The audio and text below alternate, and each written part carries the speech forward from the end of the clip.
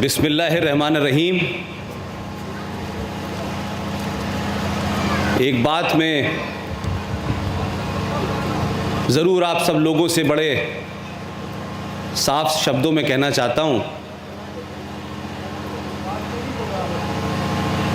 कि निरसा जिस जगह मैं आया हूँ, मुझे ये नहीं पता था कि इस निरसा में आज से चंद साल पहले वो घटना घटी जिसको मैं चाहता हूं कि इस देश के हर कोने में घटे। 1 जनवरी 1915 को जो आपने किया, जिस जगह मैं बैठा हूं, जहां इतनी बड़ी संख्या में आप लोग हैं, मुझे लगता है कि पूरे भारत को इस छोटी सी जगह निरसा से थोड़ी प्रेरणा लेनी चाहिए। और पूरे देश में जिस किस्म का माहौल है, हर क्षेत्र में, हर गली में, हर गांव के अंदर निरसा जैसी आज की घटना घटना चाहिए। अपने आप ही ये देश सुधर जाएगा।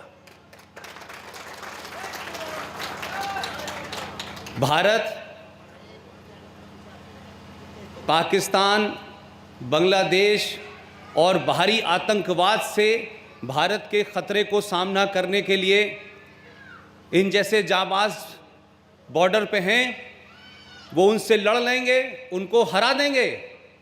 लेकिन मेरी चिंता जो पूरे देश में मैं जाहिर कर रहा हूं वो ये है कि हमारे देश के अंदर जो 500 से ज़्यादा पाकिस्तान बने हुए हैं, उससे आपको लड़ना है, इस समाज को लड़ना है। अगर ये समाज जागृत नहीं होगा तो निरसा जैसी घटनाएं हर मोहल्ले में होने वाली हैं। लिहाजा इससे पहले कि कोई ऐसी घटना घटे, आप सामूहिक तौर पे जो निरसा में आपने 1 जनवरी 2015 को परिचय दिया था, वही परिचय पूरे देश को दें। तो मैं समझता हूं कि अंदरूनी लड़ाई लड़ना समाज का काम है, बॉर्डर पे लड़ाई लड़ना इन सैनिकों का काम है। सैनिक अपना काम कर रहे हैं, लेकिन समाज जो है वो सोया हुआ है।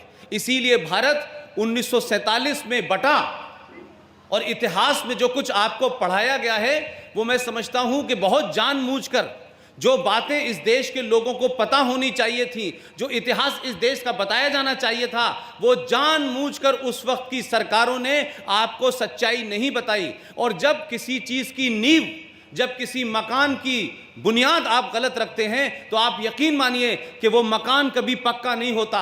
और भारत के लोगों को इतिहास गलत बताया गया है। यहाँ के जो हीरो थे उनको विलियन बताया गया है, और जो विलियन थे उनको हीरो बताया गया है। लिहाजा 70 साल के अंदर भारत की नींव हिलने लगी है। और ये देश ऐसा लगता है कि आज से 700 साल पहले जैसे गुलाम था, वैसे ही आज भी गुलाम है। सरकारें आपकी हैं, फौज आपकी है, पुलिस आपकी है, न्याय व्यवस्था आपकी है, लेकिन वो इस देश की मेजॉरिटी के खिलाफ काम कर रही है। तो मेरा कहना सिर्फ यह है कि ये बुनियाद में जब जो आप रखते हैं गलत, उसका परिणाम वही होता है जो हम सब भुगत रहे हैं। हम कहते हैं हम 80% हैं, हम कहते हैं कि मेजॉरिटी है हमारी, लेकिन निरसा जैसे हालात इस देश में हर जगह बने हुए हैं। इन हालातों के लिए कौन जिम्मेदार हैं? इसलिए मैं कहता हूं कि एक ऐसा सत्य आपको बताया गया है और कहा गया है कि इस झूठ को आप सत्य मान लें।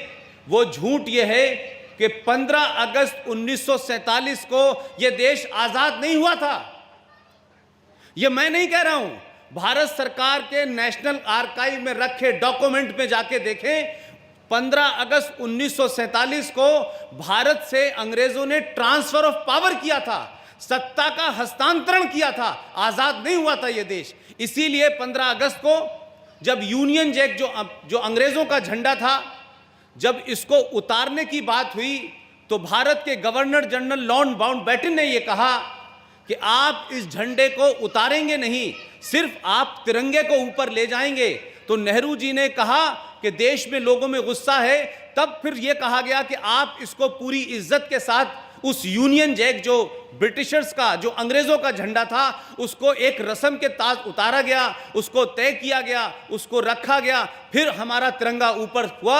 और उस घटना को इस देश के इतिहासकारों ने, इस देश के नेताओं ने, इस देश के राष्ट्रवादी लोगों ने, इस देश के सेकुलर लोगों ने, इस देश के नेशनलिस्ट लोगों ने इस सच्चाई को लोगों को नहीं बताया कि 15 अगस्त 1947 को भारत आजाद नहीं हुआ था। भारत की आजादी का पहला झंडा अगर इस देश में फहरा तो 21 अक्टूबर 1943 को मोरयान एक जगह है नॉर्थ ईस्ट के अंदर, वहां नेताजी सुभाष चंद्र बोस ने जब पहला झंडा फहराया था तो दुनिया के 12 देशों ने भारत को रिकॉग्निशन और मान्यता दी थी। लेकिन इस देश में जो लोग मूवमेंट चला रहे थे, जिन लोगों को अंग्रेजों की दलाली करनी थी, जो लोग अंग्रेजों के इशारे पे जिन्होंने कांग्रेस को बनाया था, उन लोगों को लगा कि अगर हमने 21 अक्टूबर की बात मान ली तो फिर सत्ता हमारे पास से चली जाएगी। और यही वजह है कि नेताजी सुभाष चंद्र बोस को इस इतिहास के अंदर जिंदा दफन कर दिया गया, उनके तमाम कार्यों को नहीं बताया गया। और आजाद भारत के अंदर यह सुन के इस देश के लोगों को जरूर गुस्सा आना चाहिए,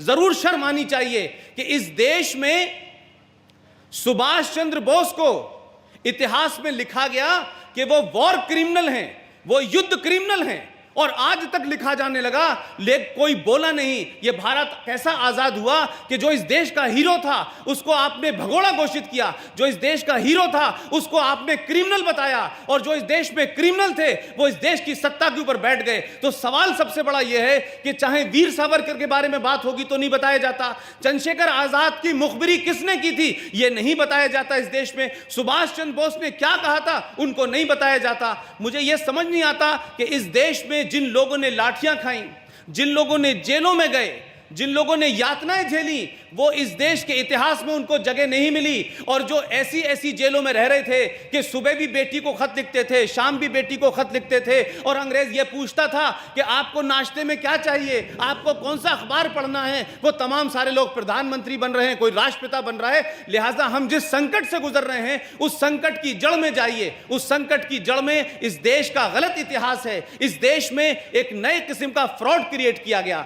अभी मेरे वक्ता ने कहा कि सेकुलरिज्म, मैं नहीं जानता इस देश में कितने लोगों के साथ धोखा किया गया है। भारत की माटी, भारत की जमीन और भारत में रहने वाले लोग, उनको सेकुलरिज्म की जरूरत ही नहीं है। इस धरती में रहने वाला आदमी इतना सेकुलर है कि उसके उस सेकुलरिज्म ने आज से 800 साल पहले गुलामी उसी सेकुलरिज्म की वजह से झेली, क्योंकि उसने कहा तुम बाहर से आए हो तुम भी रह सकते हो, तुम बाहर से आए हो तुम भी रह सकते हो। उसने हर एक को जगह दी, लेकिन वो जितना खुद भोला था उतना ही समझता था कि दूसरा भी भोला होगा। लेकिन आज जो हालात हैं, वो जिन लोगों को आपने इस जमीन पर रहने दिया, जिस लोगों को आपने सोचा कि ये बाहर से आए हैं इनको रहने दो, ये भी अपने धर्म की पद्धति चलाएं, ये भी अपने धर्म की पद्धति चलाएं, वो आज ये कहते हैं कि हमने 47 में पाकिस्तान लिया था और अब हम हिंदुस्तान का एक और बंटवारा चाहते हैं। तो मैं मानता हूं कि भारत के उस राष्ट्रवादी समाज को, भारत के उन राष्ट्रवादियों को यह सोचना चाहिए कि हमसे कहां गलती हुई है। और जो मैं समझता हूं वो गलती आपसे यह हो रही है, लगातार इस बात की गलती हो रही है कि जितने भोले, जितने ईमानदार इस देश की मेजॉरिटी के लोग हैं, वैसे ही वो उन लोगों को भी समझते हैं जो बाहर से आए हैं। ये दुनिया का एकमात्र देश है जहां 27 देशों के घुसपैठिए इस मुल्क में रह रहे हैं, जायज तरीके से और नाजायज तरीके से। और अभी हाल में आपने पूरे देश में देखा होगा कि रोहिंग्या मुसलमान उस देश से भाग के आए हैं। रोहिंग्या मुसलमान उस देश से आए हैं जिस देश का नाम है बर्मा, और उस बर्मा में उन लोगों की हुकूमत है जो अहिंसा में विश्वास रखते हैं। वहां हिंसा का कोई जगह ही नहीं है। उन जैसे लोगों को, ऐसे शांतिप्रिय लोगों को, उन लोगों ने कहा कि हम बर्मा के अंदर निज़ाम मुस्तफ़ा यानी इस्लाम की हुकूमत लाना चाहते हैं, नाफिज करना चाहते हैं, लागू करना चाहते हैं। जब उन्होंने उपद्रव मचाया तो बर्मा के उस शांतिप्रिय बौद्धों ने भी बहुत सहा। आपने तो 700 साल सहा, उन्होंने तो 2 साल नहीं सहा। और उन्होंने कहा कि अगर इस देश में रहना है तो जो कानून है, जो संविधान है, जिस तरीके से देश चलेगा आप रहिए।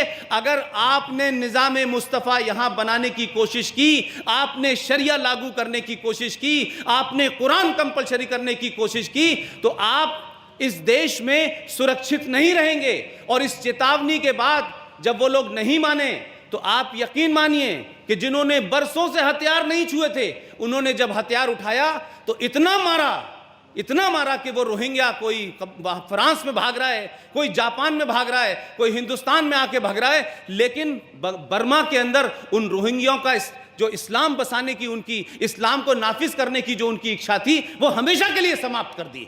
तो बर्मा जैसा छोटा देश कर सकता है, आपको किसने रोका है?